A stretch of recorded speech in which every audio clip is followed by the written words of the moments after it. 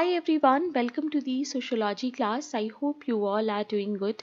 So today is our day 23 of 30 days 30 session series जहाँ पर हम लोग इग्नू क्वेश्चन सॉल्व कर रहे हैं. Now you guys already know कि इग्नू क्वेश्चंस कितने important हैं and I hope कि after doing 23 sessions आप लोगों को काफ़ी ज़्यादा अंडरस्टैंडिंग बढ़ रही होगी सोशोलॉजी की एंड आप लोगों का प्रिपरेशन जो है वो स्मूथली चल रहा होगा. Every day question practice helps you in the exam में आपका एक प्रैक्टिस हो जाता है, आपको पता होता है क्वेश्चंस को कैसे सॉल्व करना है. सो इस सीरीज को लाइटली मत लेना. जो भी क्वेश्चंस मैं बना के आपको दे रही हूँ प्लीज़ उसको रिवाइज करके ही एग्जाम में जाना.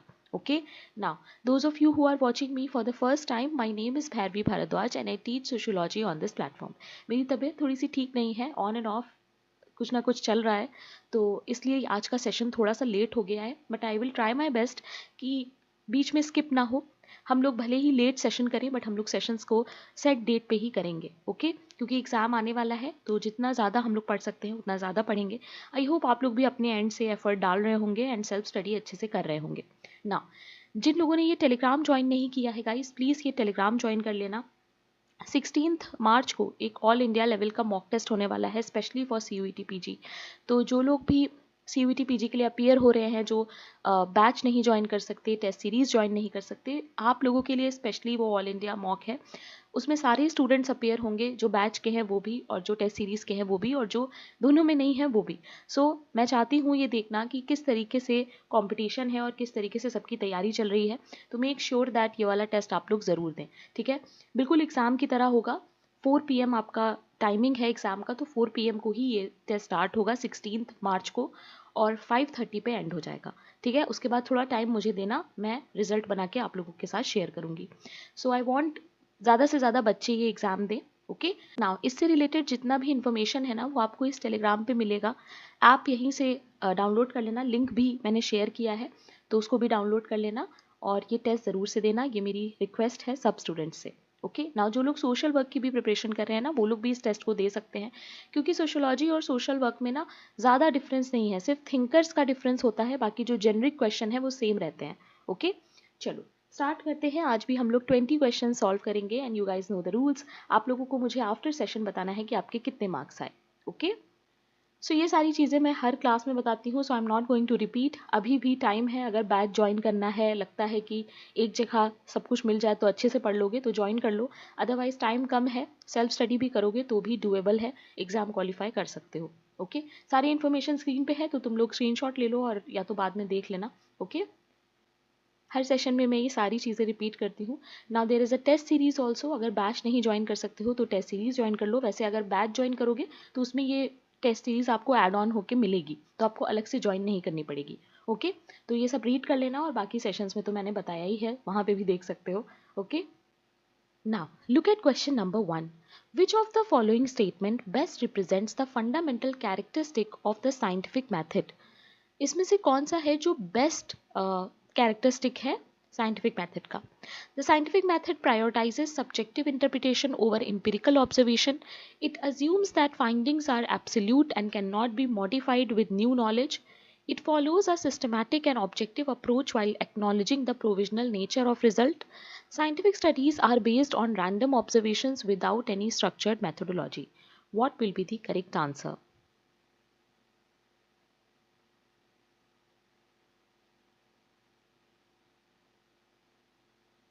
हिंदी वाले भी क्वेश्चन को रीड करो.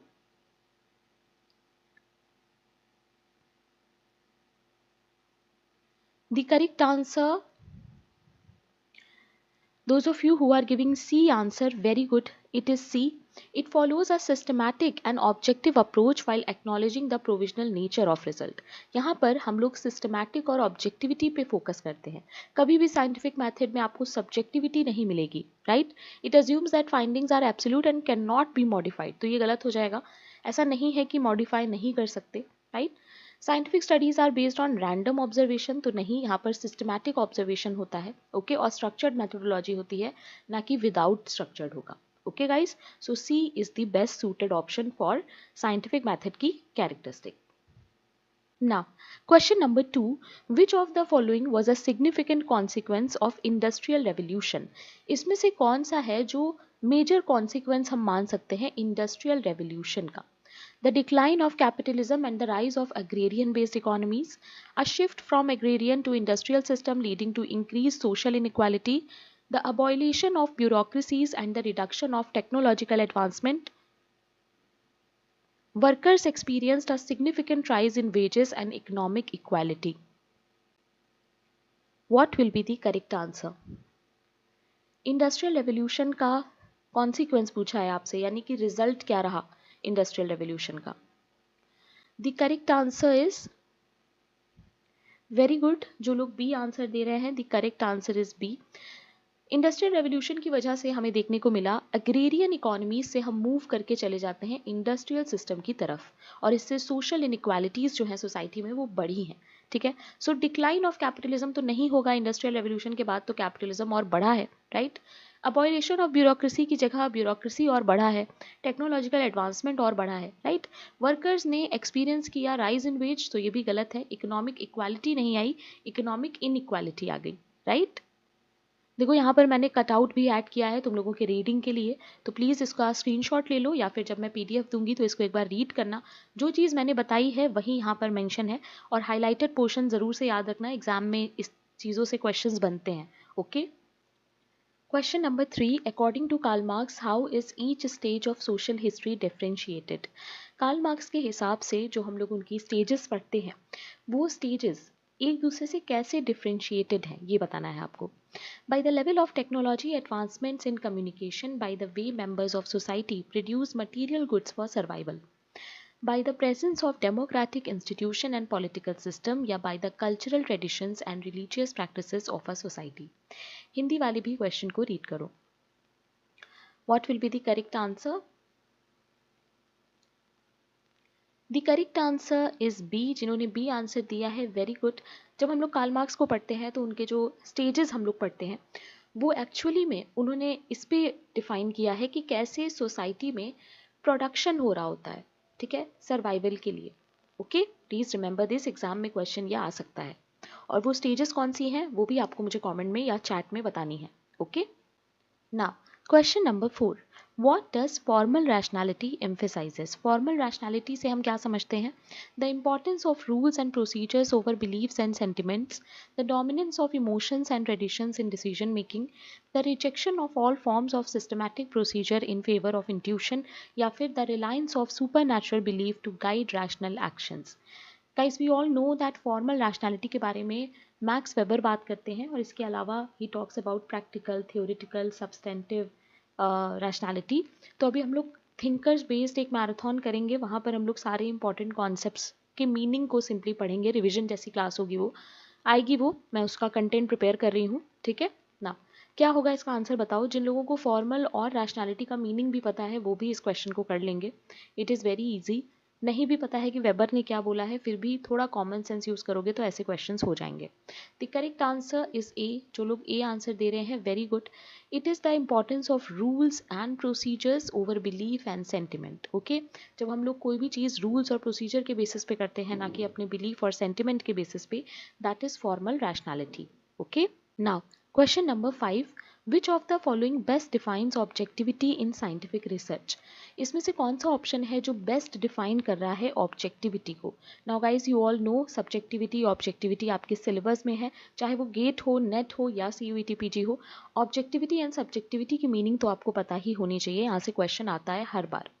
ऑप्शंस देखो, it refers to conducting researching Options देखो, it refers to conducting research based on personal experience, emotion and preference. It allows researcher to incorporate their personal belief while interpreting data. It emphasizes the dominance of intuition over empirical evidence in scientific studies. It ensures that research is free from personal biases, emotions and subjective influences. What will be the correct answer? The correct answer is, Hindi वाले भी question को read कर लो। The correct option is D. जिन्होंने D answer दिया है, very good. Objectivity जो होता है वो हमेशा फ्री होता है पर्सनल बायस से, इमोशन से और सब्जेक्टिव इन्फ्लुएंस से। बाकी सारे जो ऑप्शंस हैं वो बात कर रहे हैं सब्जेक्टिविटी की, right. Now, question number 6. Which sociologist known for his work on the sociology of knowledge and the social construction of reality authored Adventures of an Accidental Sociologist? Now, कौन सा ऐसा sociologist है जिसने पहले तो Adventure of Accidental Sociologist book लिखी है और दूसरा he talks about sociology of knowledge and social construction of reality. ना यहाँ पर बहुत सारे स्टूडेंट्स हैं जो social construction of reality देख के ही समझ गए कि आंसर क्या होगा. Now, ऑप्शंस है सीरेट मिल्स, पीटर बर्जर, एल्विन गॉर्डनर या फिर Herbert bloomer. What will be the correct answer? This book is very interesting, Adventure of Accidental Sociologist. If you will read it, तो आपको बहुत मजा आएगा. एग्जाम के बाद इस बुक को जरूर रीड करना. The correct answer is B, guys. Peter Berger की बुक है ये, प्लीज रिमेंबर. एग्जाम में आ सकती है, that is why I have added, और ये इग्नू में ही मेंशन था. Okay? Now, question number 7. Common sense knowledge is the routine knowledge people have of their everyday world and activities. Statement 2 है for Durkheim, sociology must break free of the prejudice of common sense perception before it can produce scientific knowledge of social world. What will be the correct answer? दो statement आपको दिए हैं, आपको बताना है कौन सा स्टेटमेंट सही है और कौन सा स्टेटमेंट गलत है. Common sense knowledge is the routine knowledge people have. क्या कॉमन सेंस नॉलेज एक रूटीन नॉलेज होती है जो हमें हर दिन के लाइफ से मिलती है, एवरीडे वर्ड, एवरीडे एक्टिविटीज से? For Durkheim, sociology must break free from prejudices of common sense. Durkheim कहते हैं कि हमें इस कॉमन सेंस के मैथड से बाहर आना होगा और हमें साइंटिफिक नॉलेज को बढ़ाना होगा. So both statements are correct. दोनों ही स्टेटमेंट सही हैं. Emile Durkheim talks about objectivity, he talks about scientific method. So yes, statement 2 भी करेक्ट है और स्टेटमेंट 1 भी.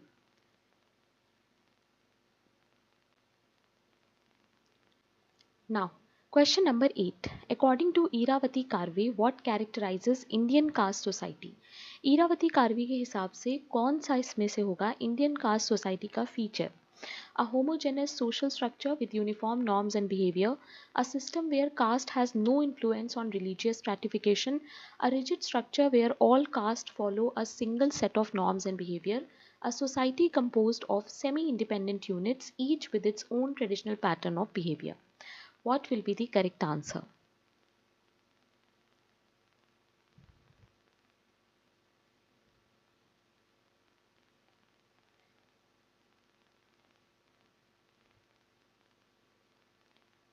The correct answer is D.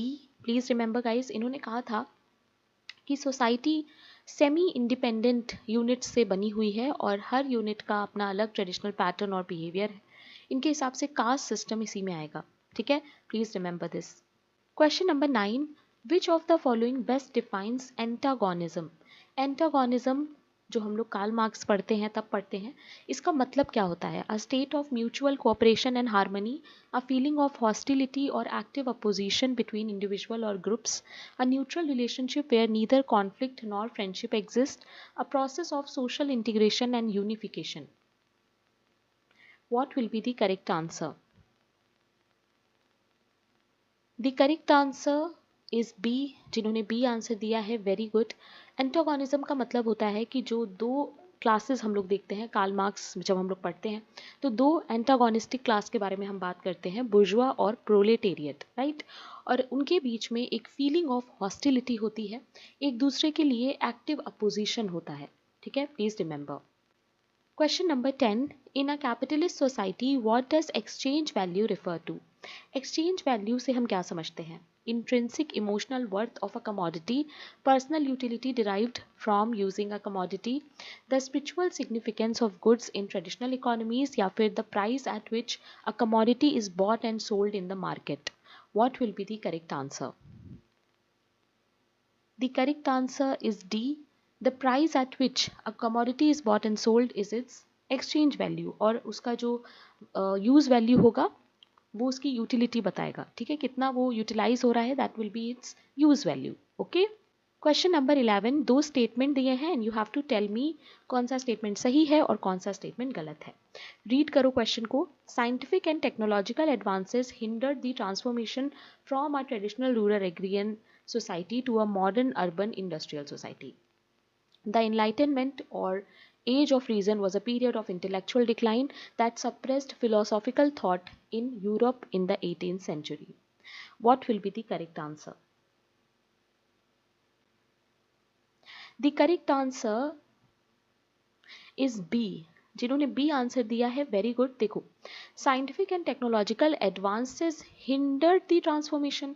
क्या साइंटिफिक टेक्नोलॉजी जो बढ़ी उसकी वजह से ट्रेडिशनल रूरल एग्रेरियन से जो इंडस्ट्रियल की तरफ हम मूव हुए हैं उसमें प्रॉब्लम क्रिएट हुआ था? तो नहीं, और ज़्यादा स्मूथ हो गया था साइंस और टेक्नोलॉजी की वजह से, राइट.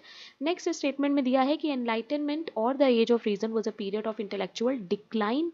तो यहाँ पर भी देखो गलत हो जाएगा ये स्टेटमेंट. यहाँ पर तो ये सारी इंटेलेक्चुअलिटी बढ़ रही थी, ना कि डिक्लाइन हो रही थी, राइट. सो दोनों ही स्टेटमेंट जो है वो गलत हैं. Question number 12, which of the following best defines a theory. इसमें से कौन सा है जो थ्योरी को बेस्ट डिफाइन कर रहा है?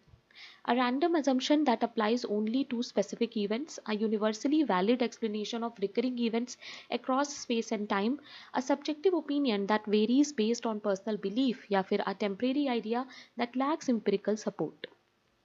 थ्योरी को हम क्या कह सकते हैं? The correct answer is B, guys. Please remember. Theory एक यूनिवर्सली वैलिड एक्सप्लेनेशन होता है जो कि रिकरिंग इवेंट्स के बेस पे बनाया जाता है, ठीक है. Please remember. Question number 13, which of the following best describes institutionalization in sociology? Now institutionalization से आप लोग क्या समझते हो ये पूछा गया है. A spontaneous and temporary adoption of social behavior without any structured system, a mechanism through which societies eliminate all forms of traditional structure and replace them with individual choices, the rejection of all social norms in favor of complete anarchy and disorder, the process by which a concept, norm or practice becomes embedded within an organization, social system or society as a whole. What will be the correct answer? Institutionalization से हम क्या समझ सकते हैं? The correct answer is D. जिन्होंने D answer दिया है, very good. Institution का मतलब क्या होता है? इंस्टीट्यूशन मैंने आपको पढ़ाया हुआ है, जो हमारे इस्टेब्लिश्ड वे ऑफ नॉर्म्स होते हैं या way of life you can say, उसको हम लोग कह सकते हैं इंस्टीट्यूशन. इस्टेब्लिश्ड मतलब कि जैसे रिलीजन एक इस्टेब्लिश्ड इंस्टीट्यूशन है, एजुकेशन एक इस्टेब्लिश्ड इंस्टीट्यूशन है, राइट. और सबके अपने अपने रूल्स एंड रेगुलेशंस होते हैं. तो यहाँ पर देखो क्या है, process by which a concept, norm, practice becomes embedded within an organisation. तो जब भी कोई नॉर्म, कॉन्सेप्ट या प्रैक्टिस किसी ऑर्गेनाइजेशन में एम्बेडेड हो जाता है, किसी सोशल सिस्टम में मिक्स हो जाता है, उसको हम लोग कह सकते हैं institutionalisation. Okay guys, please remember. Question number 14, what is the central concept introduced by Hochschild in Managed Heart? Hochschild की book है The Managed Heart, which is very important. Emotional intelligence, emotional labor, emotional catharsis या फिर emotional exhaustion, किस बारे में ये बात करते हैं? The correct answer is B, that is emotional labour की ये बात करती हैं. एंड जेंडर स्टडीज में तो ये बुक बहुत इंपॉर्टेंट है. देखो यहाँ पर मैंने इसका नोट भी ऐड कर दिया है कि Hochschild introduce the concept of emotional labour in her book, जो कि 1983 में आई थी, ठीक है. She defines emotional labour as the process by which workers manage their emotions to fulfil the requirement of their job. यानी कि हमें कुछ ऐसी जॉब्स होती हैं जिसमें हमारा जो इमोशन होता है वो बहुत इंपॉर्टेंट रोल प्ले करता है और हमें अपने जॉब के अकॉर्डिंग हमारे इमोशंस को मैनेज करना पड़ता है. This involves regulating feelings and expression to align with workplace. यानी आपको अपने वर्क प्लेस के अकॉर्डिंग अपने इमोशन को चेंज करना पड़ेगा, राइट, जिससे आप ऑर्गेनाइजेशन के जो गोल्स हैं उनको पूरा कर सकें. नाउ हॉचचाइल्ड यहाँ पर दो चीज़ों की बात करती हैं, सरफेस एक्टिंग और डीप एक्टिंग. सरफेस एक्टिंग क्या होता है? Displaying emotions without truly feeling them. यानी अगर लेट्स से आपको गुस्सा आ रहा है, अपना काम करते समय आपको गुस्सा आ गया, बट आप अपना गुस्सा दिखाओगे नहीं, राइट. आप हंसते रहोगे, स्माइल करते रहोगे. In reality you are not smiling, you are just faking it. So surface acting is about faking it, कि आप बस अपने इमोशंस दिखा रहे हो, डिस्प्ले कर रहे हो. डीप एक्टिंग क्या होता है? Internally modifying emotion to match the requirement expression. यानी आप वो जो भी इमोशन आपसे एक्सपेक्ट किया जा रहा है आपके जॉब में, आप उसको एकदम इंटरनलाइज कर दोगे. ठीक है गाइस, तो ये चीज़ याद रखना. बाकी कभी रीड कर लेना, इतना इंपॉर्टेंट नहीं है, बट हाँ सरफेस एक्टिंग और डीप एक्टिंग की बात ये करती हैं. This is important. ओके, ना क्वेश्चन नंबर 15, दो स्टेटमेंट्स दिए हैं, आपको बताना है कौन सा स्टेटमेंट सही है और कौन सा स्टेटमेंट गलत है. इजी क्वेश्चन है.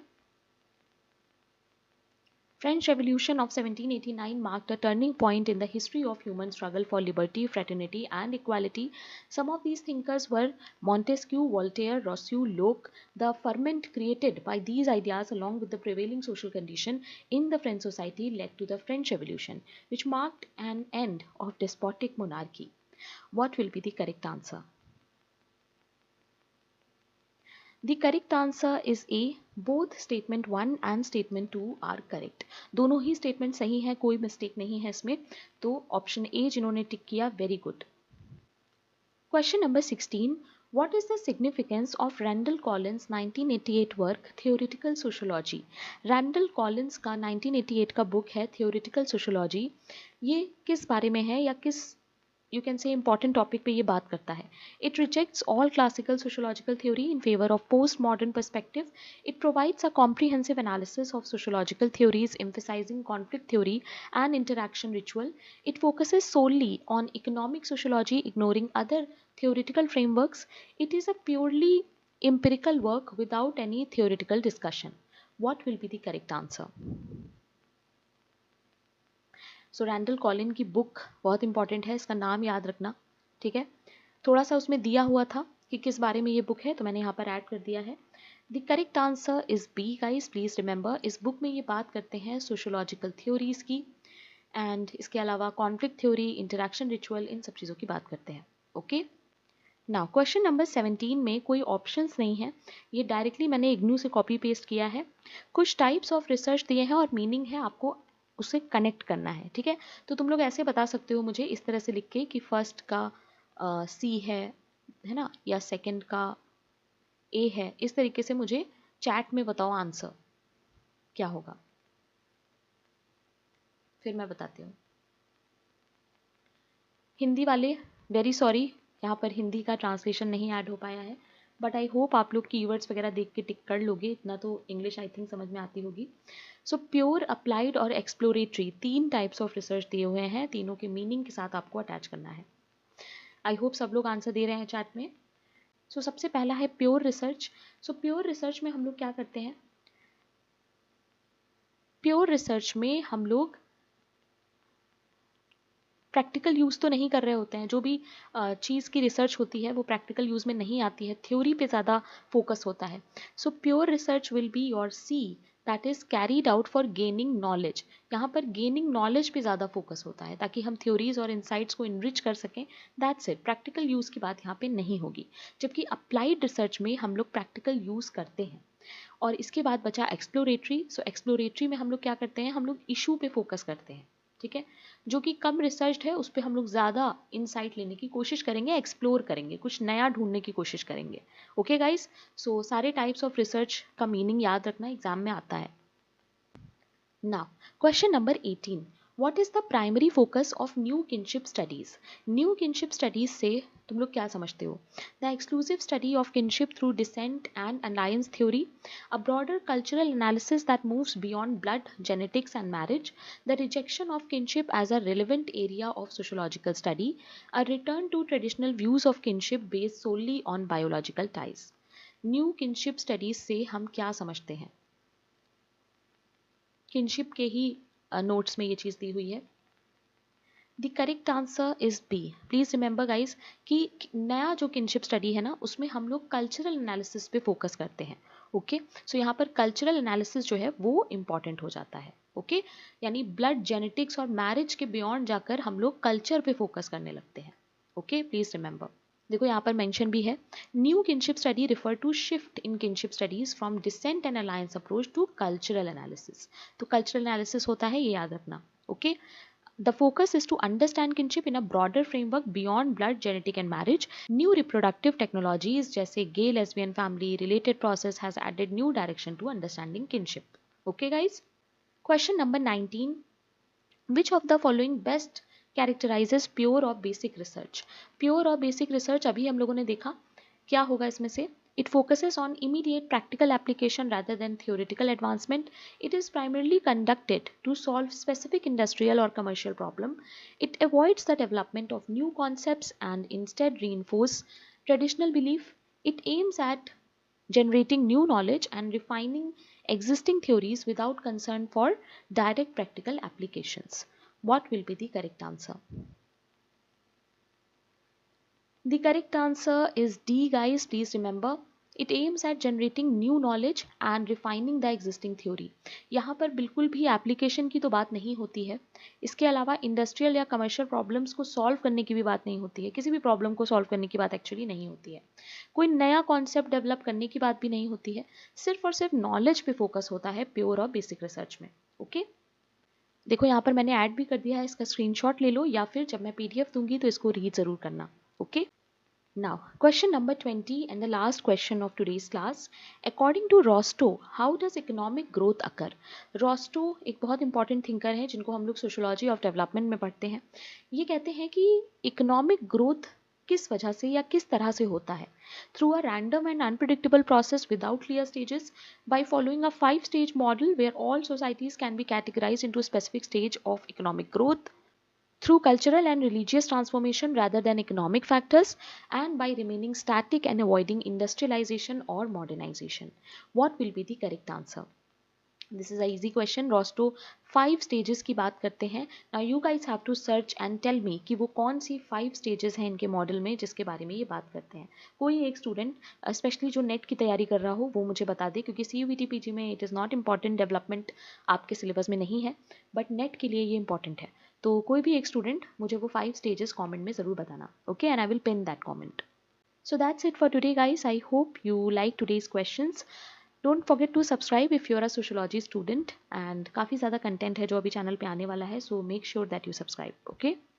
Now this is the Telegram channel जो आपको ज़रूर से ज्वाइन करना है, और ये मेरा पर्सनल टेलीग्राम है. कोई भी डाउट हो तो यहाँ पर मुझे मैसेज कर सकते हो. कुछ मैसेजेस हैं जो I don't know how miss out हो गए हैं, तो एक बार फिर से आई वुड से मैसेज करना जिन लोगों को मैंने रिप्लाई नहीं किया है. सो वो जो मैसेज होगा ना वो चैट में ऊपर आ जाएगा तो मैं ईजिली देख पाऊंगी. ओके, इसके अलावा ऐप है वो भी तुम लोग डाउनलोड कर सकते हो. तो कल मिलते हैं नेक्स्ट सेशन में. Thank you very much guys, keep learning.